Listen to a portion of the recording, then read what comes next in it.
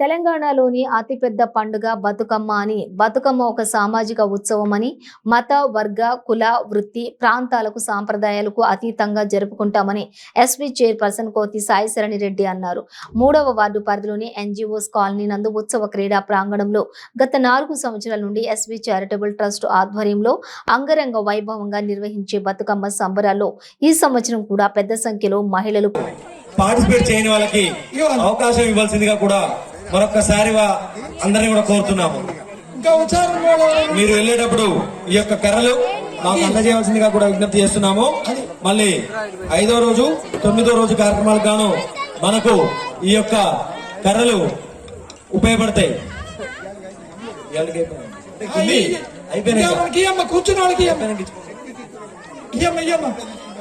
ఎవరన్నా కూర్చున్న వాళ్ళ కాడ కర్రలు ఉంటే ఆడే వాళ్ళకి ఇవ్వండి ప్లీజ్.